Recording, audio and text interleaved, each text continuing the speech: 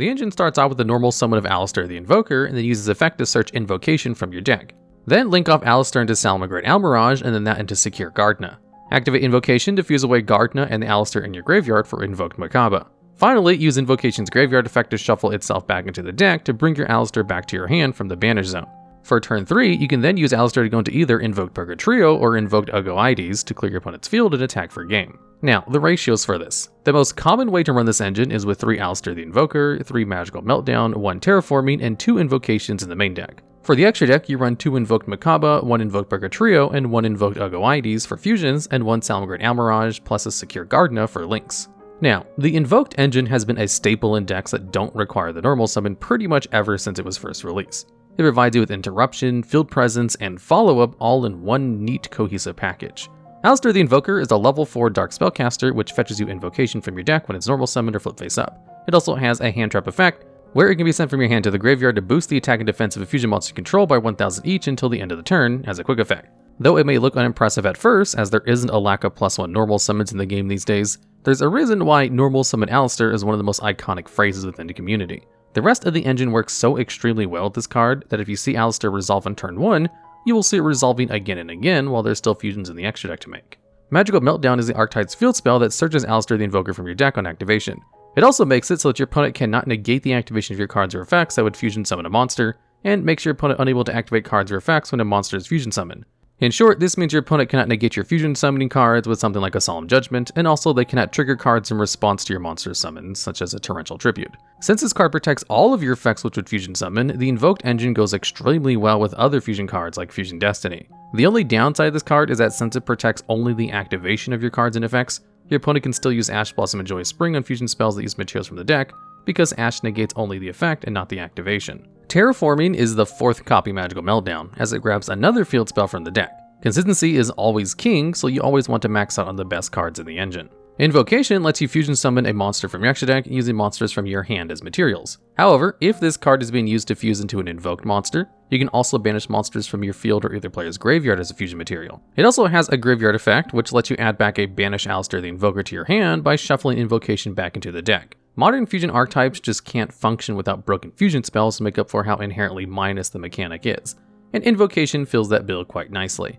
A Miracle Fusion may sound less broken than using materials from the deck, but thankfully Link 1s make sure you'll always be able to go into your best invoked fusion monsters no matter the rest of your hand anyways. As a cherry on top, this card will often be a free DD Crow on turn 2 onwards, since it can use materials from your opponent's graveyard as well. Invoked Mechaba is a level 9 light machine fusion monster with 2500 attack and 2100 defense. It requires 1 Aleister the Invoker plus a light monster to be made, and it can, once per turn, when a spell, trap, or monster effect is activated, send the same type of card from your hand to the graveyard to negate and banish that card. Mechaba is a really threatening card to have on your field, especially if the game ever gets to a simplified game state. Needing to discard a card of the same type as the one that was activated does limit this card somewhat, but due to Invocation's graveyard effect to put Aleister back in your hand, you will always have at least a monster negate to back it up. Negating and banishing is way better than simply negating and destroying, since it lets you play around all kinds of floating effects and graveyard effects, things that usually trade well with this kind of interruption. This ultimate providence on legs is also really hard to clear by battle, not only due to its impressive stat line, but also because Aleister's hand effect can boost it to a further 3500 attack. Invoked Purgatrio is a Fire Fiend monster which takes Aleister and a Fire monster. It starts out at a baseline 2300 attack and gains 200 more for each card your opponent controls. Purgatrio can attack all monsters your opponent controls and can inflict piercing battle damage when it does. Usually, monsters with purely battle-related effects aren't usable in the modern metagame, but sometimes they're just so good at attacking for game they see play anyway, as is the case for Borrelsword Dragon. Purgatrio is certainly one of these cases. Even if the main reason it sees play is because you can get the fire attribute Salamangreat Almiraj for free as you're going into Mechaba. Purgatrio also makes Aleister's hand trap effect extremely threatening. Getting to 8000 damage can be deceptively easy when this one card can swipe away an entire field of monsters, while also inflicting piercing battle damage along the way. Invoked Augoides was one of the latest additions to this engine. It's a level 8 light fairy monster with 2000 attack and 2800 defense that takes Aleister and a fusion monster. It can pop a monster in your opponent's side of the field either when it's special summoned, or when your opponent special summons something once per turn. It can also banish a fusion monster from the graveyard to have Augoides gain attack equal to that monster's once per turn. Augoides helped patch up one thing the archetype was missing: easy monster removal outside the battle phase. Its summoning materials make it really useful for removing fusions with graveyard-related effects with Invocation, such as Destiny Hero Destroyer Phoenix Enforcer and the Albaz fusions. This card can often fill in Purgatrio's niche when attacking for game, since by banishing a Mechaba from your graveyard, it's already getting to 4500 attack. And you even get some disruption during your opponent's turn in case the OTK doesn't go through. Now, what decks can use this engine? The Invoked engine can be used in any deck which doesn't necessarily need its normal summon and is able to spare the extra deck slot. When the engine first came out, it was really popular together with Wind Witches, since they can go into Crystal Wing Synchro Dragon without needing the normal summon. This was before the advent of Link Summoning though, so Aleister wasn't a true one-card combo yet, and you had to use your Wind Witches in the graveyard as fusion materials, which meant your main fusion was the Wind attribute Invoked Regen. The next time Aleister would go solo with another deck was when the Mech Knights came out.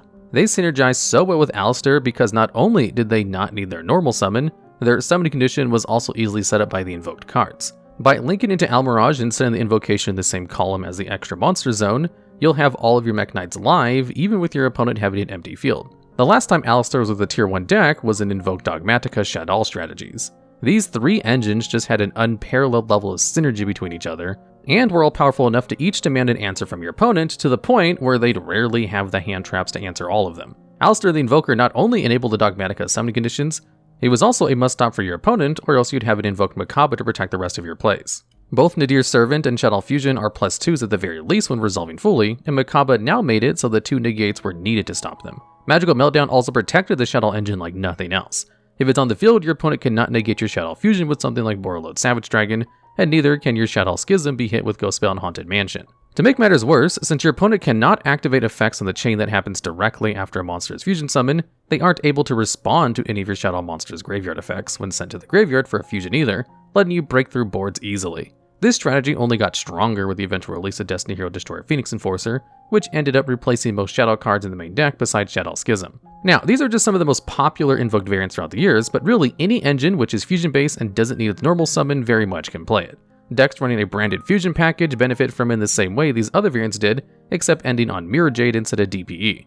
This was also quite a popular addition to Eldritch decks for a bit when they first came out, especially because Skill Drain wasn't at 3 yet to make the stun-oriented variants more powerful.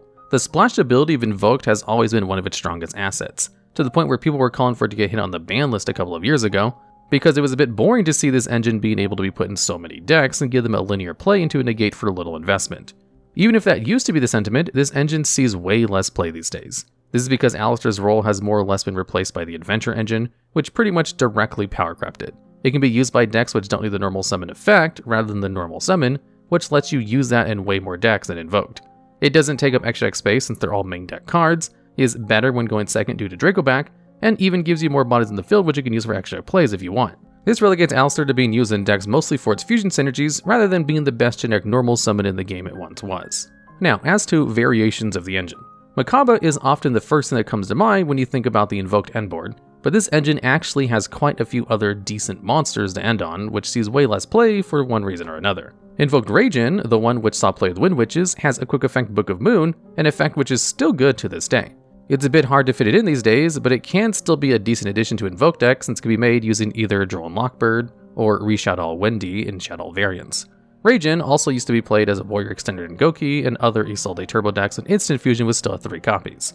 Invoked Caliga is also a fine option. It's actually extremely generic despite how underused it is, requiring only Aleister and a Dark Monster. It has a Floodgate effect which is often compared to El Shaddoll Winda, but instead of limiting your special summons to 1, it limits monster effect activations and attacks instead. While this is a good card, it just clashes too much with your other monsters' interactions and hand traps, and it is also not so hard to force out with the battle phase as it only has 1800 attack. This card has also seen some splash play in other decks, such as Virtual World, which can make it with Muddy Muddragon and early builds of Tier Laments through King of the Swamp. The last invoked monster we saw competitive play is a Link 2, Aleister, the Invoker of Madness. It requires 2 monsters with different types and attributes to be made, and if a monster is fusion summoned, you can discard 1 card to add either Invocation or the Book of Law from your deck to your hand. It's also treated as Aleister the Invoker while on the field or in the graveyard. This card gives you a pretty decent avenue to get into your Invoked engine, even with no access to Aleister, but the summoning condition makes it a bit too awkward. This card also enables the use of Book of Law, a pretty neat quick play spell that lets you tag out 1 extra deck invoked monster into another one with a different attribute, such as turn your Mechaba into a Regen. The last couple invoked monsters we haven't talked about are pretty unimpressive. Those being Invoked Magelenica, which is just a huge beater, and Invoked Augoides, which has protection from targeting and destruction and nothing else. Despite seeing pretty much no play in the TCG, they did ravage Duel Links for a long time, since Konami thought this engine, which was still seen play in the TCG, was fine to add to the much less powerful version of the game for some reason. Augoides is one of the few banned cards in Duel Links, as many decks simply had no out to it and were forced to run some really mediocre text to not instantly lose the game if it hit the field. One other thing you can change within this engine is running Artemis the Magistus Moon Maiden over Salamangreat Almiraj and Secure Gardna as a way of getting Aleister off the field.